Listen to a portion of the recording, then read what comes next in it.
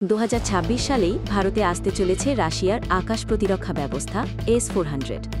দেশের প্রতিরক্ষা মন্ত্রকের একটি সূত্রকে উদ্ধৃত করে এমনটাই জানিয়েছে বিভিন্ন সংবাদ মাধ্যম।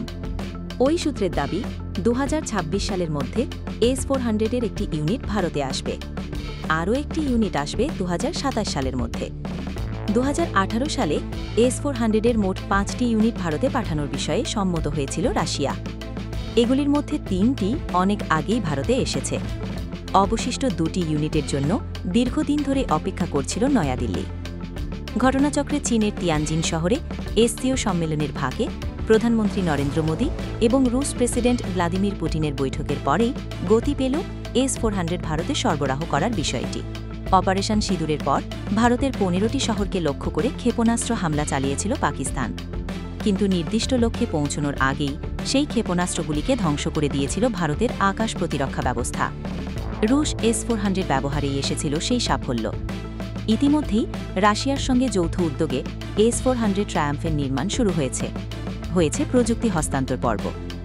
S-500 ট্রায়াম্ফের ট্রায়াম্পটর এর ক্ষেত্রেও দ্বিপাক্ষিক আলোচনায় একই নীতি অনুসরণ করতে ঐকমত্য হয়েছে দুপক্ষে। স্বাধীনতা দিবসের বার্তায় প্রধানমন্ত্রী মোদী ঘোষণা করেছিলেন, ভারতও নিজস্ব আকাশ সুরক্ষা ব্যবস্থা তৈরি করবে। আগামী 10 বছরের মধ্যেই সেই কবচ তৈরি করে ফেলার লক্ষ্যমাত্রা নেওয়া হয়েছে। শত্রুপক্ষের হামলা থেকে দেশের আকাশকে নিরাপদ রাখতেই এটি তৈরি হচ্ছে। এই আকাশ সুরক্ষা প্রকল্পের নাম দেওয়া হয়েছে মিশন সুদর্শন চক্র। কেমন হবে এই আকাশ সুরক্ষা ব্যবস্থা তা নিয়ে কোনো বিস্তারিত মন্তব্য করেননি মোদী। তবে বিশেষজ্ঞদের অনুমান, ইসরায়েলের আকাশ সুরক্ষা ব্যবস্থা আয়রন ডোমের মতো কাজ করতে পারে এটি।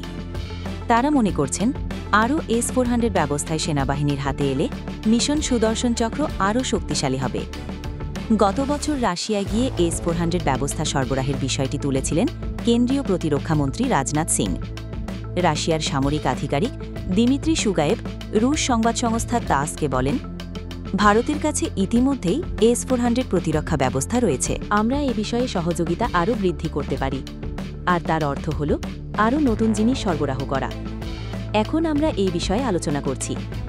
অবশ্য এই রুশ আধিকারিক নির্দিষ্ট কোনো সময়ের কথা বলেননি।